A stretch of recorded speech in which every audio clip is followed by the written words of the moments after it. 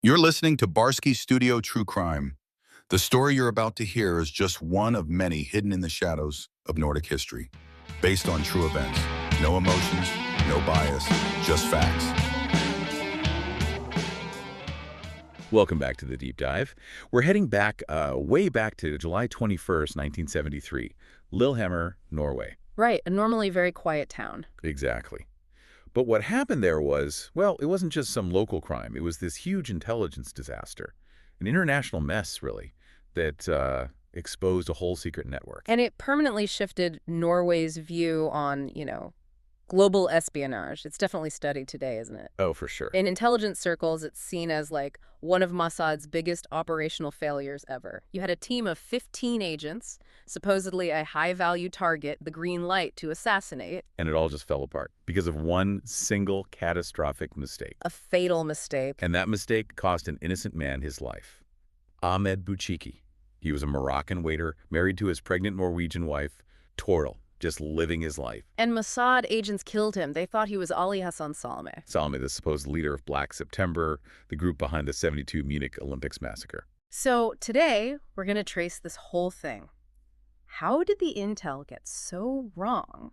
How did these supposedly elite agents get caught so, well, easily? Right, almost immediately. And then there's the decades of fallout in Norway, political, legal, it just kept going. We'll cover the first investigation, 73 to 77, and then how it all flared up again in the 90s. Okay, so context first. This was part of something bigger, wasn't it? Yes, Operation Wrath of God. This was a campaign basically sanctioned right from the top by Prime Minister Golda Meir. Targeting everyone linked to Munich. Pretty much. And Saleh, often called the Red Prince, he was always priority number one. Though it's fair to say Palestinian sources later kind of question how central his role in Munich really was. Okay, so how does a target like Saleh lead Mossad all the way to a small town in Norway? The initial lead itself is quite something. It really is. The whole trail starts with this incredibly valuable source, Amina Daoud el-Mufti, who was working out of Geneva. Geneva. How does that connect to Lillehammer? Well, Amina, she was the daughter of a former Jordanian prime minister, high-level job at the Arab League offices in Geneva. But secretly, she was spying for Mossad. A double agent. Exactly. She later converted to Judaism, took the name Ruth Nisanoff.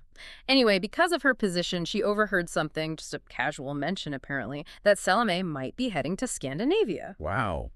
So just this vague tip from a top-tier source. Yeah. That's enough to kick off a major assassination plot. It seems so.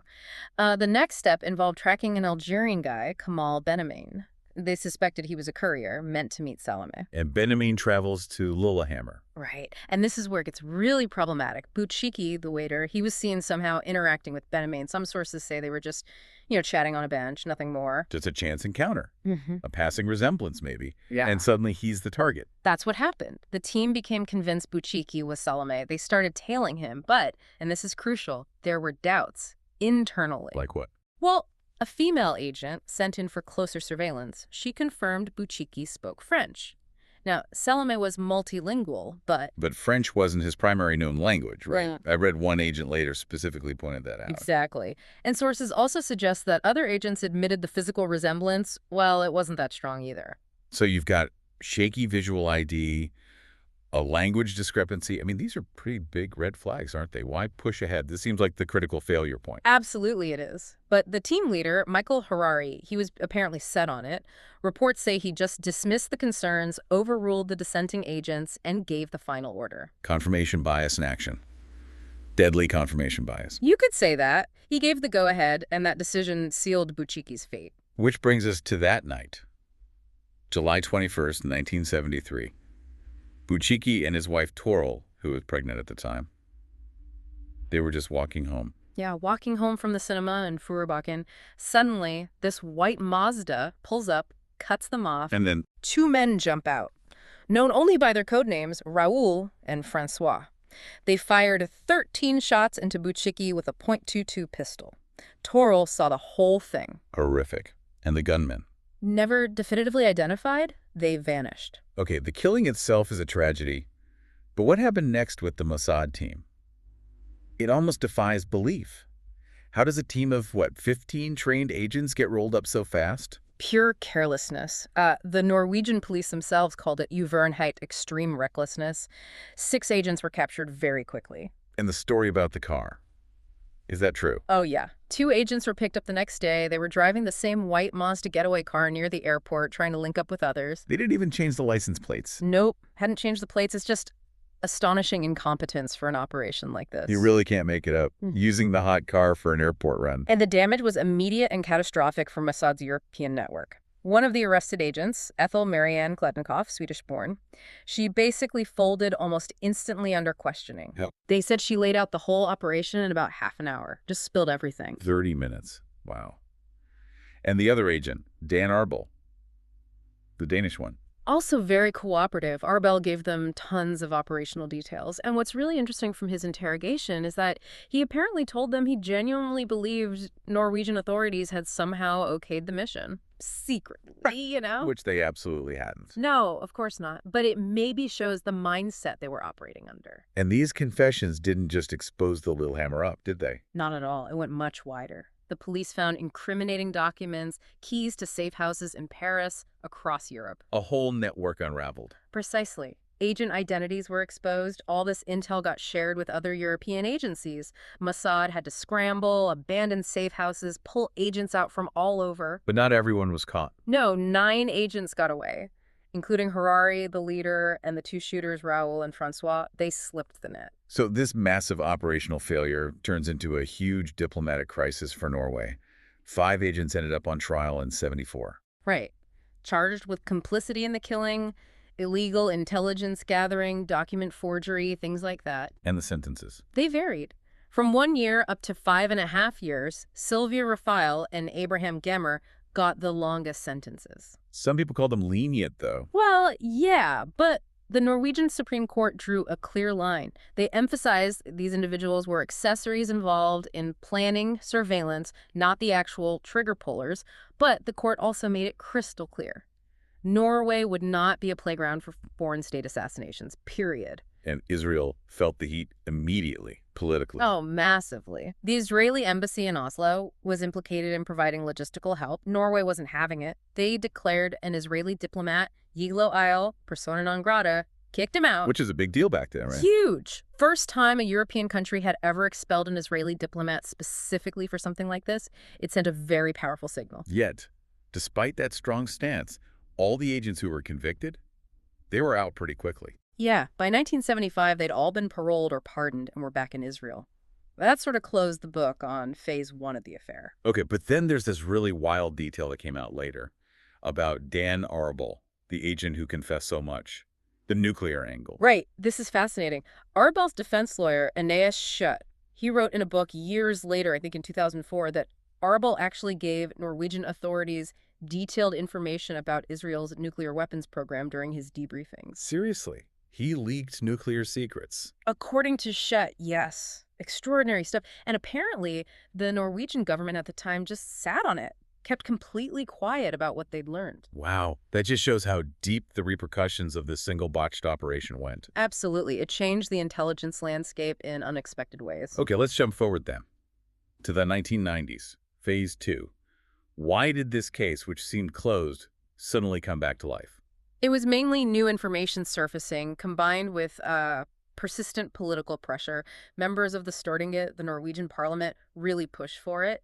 And the main focus was Harari, the leader who got away. Exactly. There was a real drive to hold him accountable. Did they get anywhere with that? Well, they certainly tried. A new arrest warrant was issued for Harari in 1998, but ultimately the public prosecutor closed the case again in 1999. Why? Officially, insufficient evidence to guarantee a conviction. Harari was in Israel and, getting cooperation wasn't really on the table. And all this time, there were these lingering rumors, weren't there? That maybe Norwegian officials, intelligence, someone had secretly helped Mossad. Yeah, that speculation never really went away, which is why the government eventually commissioned this major definitive review, the NOU 2000.6 report. NOU stands for Norwegian Public Report, right? Like an official white paper. Exactly. It's a thorough government investigation. And its main conclusion on the complicity question was totally unambiguous. Which was? No basis whatsoever. The committee found zero evidence that any Norwegian authority, police surveillance, military intelligence, politicians had any part in the assassination before, during, or after. So it debunked the conspiracy theories. But it wasn't exactly a clean bill of health for the Norwegian side either, was it? No, not at all. While it cleared them of complicity, the report was actually very critical of how Norwegian agencies handled the aftermath. How so? It slammed the prosecution's reviews in the late 80s and early 90s, called them insufficient, said they didn't give the case the priority it needed. This apparently led to the justice minister getting, quote, inaccurate perceptions about Harari's role. Which hampered efforts to actually pursue him. Right. And then there was the issue with the military intelligence archives. That was pretty damning. What happened there? The liaison office, E13, which handled contacts with foreign services, they shredded everything. All archive material, all journals from before 1995, gone. Shredded. With no record. No proper documentation of the destruction. The NOU committee pointed out that this lack of transparency directly fueled all the unnecessary speculation and uncertainty that dogged the case for years. Poor record-keeping, to put it mildly. So mistakes were made on multiple levels, long after the event itself. Now, before we finish, what about Buchiki's family? Did Israel ever formally apologize or take responsibility? Officially, no. Israel maintains its policy of never commenting on alleged Secret Service operations. But in 1996, there was a significant development. Okay. Israel expressed sorrow over Buchiki's death, calling it unfortunate, and they paid substantial compensation to his widow, Toril, their daughter Malika, and also to a son Buchiki had from a previous marriage. A gesture, but not quite an admission of guilt. Pretty much. And the actual target, Ali Hassan Salame, what happened to him? Mossad didn't give up, did they? No. They eventually caught up with him 6 years later in Beirut, 1979. Killed him with a remote-controlled car bomb. So looking back at the whole Lillehammer affair, it's this incredible mix, isn't it? High-stakes revenge operation meets almost comically bad execution. Absolutely. An innocent man killed because of bad intelligence, likely from a very sensitive double-agent source. A major spy network exposed because agents couldn't be bothered to change a license plate. And for Norway, it forced this decades-long, very uncomfortable look in the mirror regarding its own security services and how they handle or mishandle major international incidents. Yeah, the NOU report really highlighted those failures weren't just Mossad's. The procedural gaps, the lack of transparency, those were Norwegian issues that needed addressing. And I think the final thought from that official NOU report is quite powerful. They pointed out that the Lillehammer killing is unique. It's still the only known instance of, effectively, state-sponsored terrorism on Norwegian soil since World War II.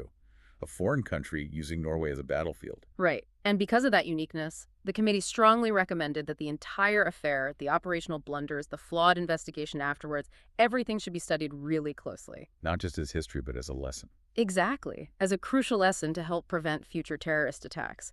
A hard lesson, learned from a tragic mistake about the dangers lurking in the shadows and the difficulty of accountability. An enduring lesson indeed. Thank you for taking this deep dive with us today. Thank you for listening to Barske Studio TrueCrime. The story you've heard is just one of many hidden in the shadows of Nordic history. We release new episodes every week, exploring fresh true stories, from haunting mysteries to chilling crimes. Subscribe and join us next week as we uncover another untold truth. This was Barske Studio TrueCrime, told by AI with no emotion and no filter.